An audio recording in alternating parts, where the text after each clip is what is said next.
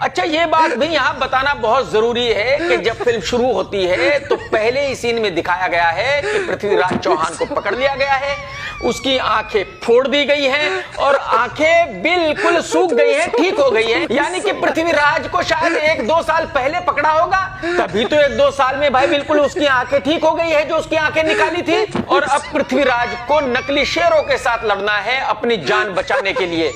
और ये सीन एक स्टेडियम में हो रहा है जहां लाखों लोग बैठकर देख रहे हैं। तो फिल्म की शुरुआत भी यही है और फिल्म का क्लाइमेक्स भी यही होता है, वो मैं आपको आगे चल के बताऊंगा। संक्षेप में कहानी मैं आपको इसलिए बता रहा हूं क्योंकि आप सबको ही कहानी ऑलरेडी पता है, लेकिन उस कहानी का कचुंबर यहां कैसे बनाया गया है वो मैं आपको बताने की कोशिश कर रहा हूं। तो अब आगे की कहानी कन्नौज में है। यानी जो जयचंद की बेटी है वो अपने ही मामा पृथ्वीराज को प्यार करने लगती है और पृथ्वीराज भी उसको प्यार करने लगता है। दोनों कभी मिले नहीं है, लेकिन दोनों एक दूसरे के बारे में सुन के ही एक दूसरे से प्यार करने लगे हैं।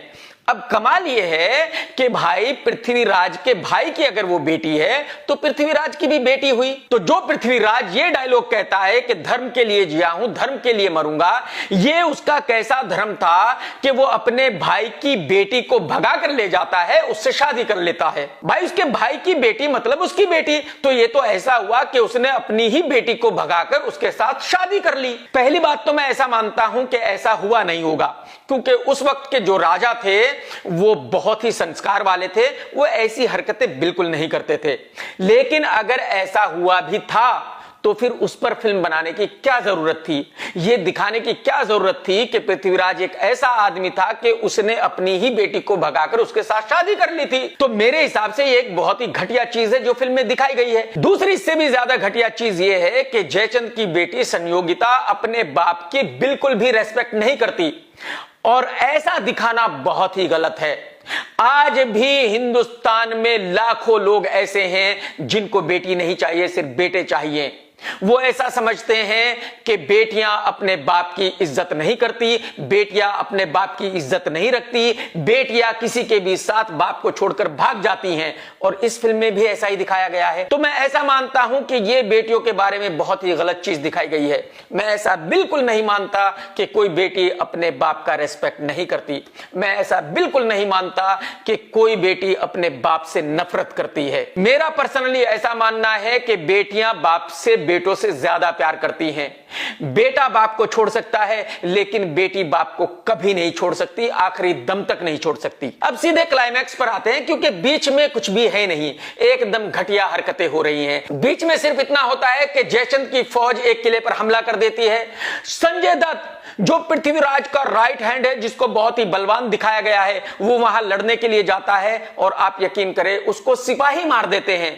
चलो अगर जयचंद भी मारता तो दिखता कि हाँ यार जयचंद ने संजय दत्त को मारा है, लेकिन जयचंद भी नहीं होता, कुछ नल्ले सिपाही ही उसको मार लेते हैं। जैसे कि इतिहास में बताया गया है कि जयचंद ने अपने भाई पृथ्वीराज को धोखा दे दिया था, ऐसा कुछ भी नहीं है। यहां सिर्फ इतना दिखाया गया है कि जयचंद ने मोहम्मद गौरी को पृथ्वीराज की सुपारी दे दी थी, जैसे कि अंडरवर्ल्ड की फिल्मों में होता है कि भाई तू उसको मार देना, मैं तुझे इतने पैसे देता हूं। यहां जयचंद ने मोहम्मद गौरी से कहा कि भाई तू दिल्ली पर हमला कर दे, पृथ्वीराज को हरा दे, उसको पकड़ ले, लेकिन उसको जिंदा मेरे हवाले कर देना क्योंकि उसने मेरी बेटी को भगाया है और जितने पैसे मांगोगे वो मैं तुम्हें दे दूंगा। बस ये सुपारी मिलते ही मोहम्मद गौरी दिल्ली पर हमला कर देता है, पृथ्वीराज के साथ जंग होती है और वो जंग 8 दिन तक चलती है। अब मोहम्मद गौरी अपने सिपाहियों से बात कर रहा है कि यार हम पिछले 8 दिन से लड़ रहे हैं और हम पृथ्वीराज को हरा ही नहीं पा रहे हैं, तो क्या करें। मोहम्मद गौरी के सिपाही कहते हैं कि सर यही तो समझ में नहीं आ रहा है, हमारे 14,000 सिपाही मर चुके हैं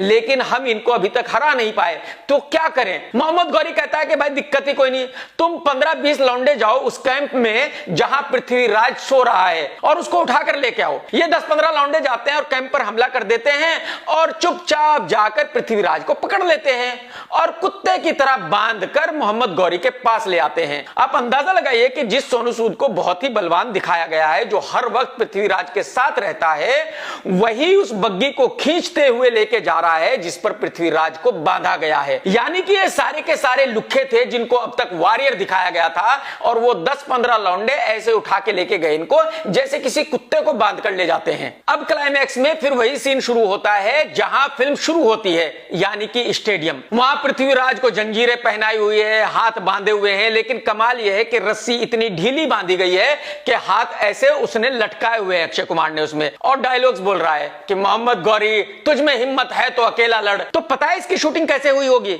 अक्षय कुमार ने हाथों को ऐसे लटकाया हुआ है और सामने एक आदमी तख्ती लेकर खड़ा हुआ है जिसपे डायलॉग्स लिखे हुए हैं, क्योंकि अक्षय कुमार को डायलॉग्स याद नहीं रहते, तो अक्षय कुमार तख्ती पर लिखे हुए डायलॉग्स पढ़ता है। तो अक्षय ने ऐसा किया होगा कि हाथ ऐसे लटकाए होंगे और तख्ती पे देखकर डायलॉग बोल रहा होगा, मोहम्मद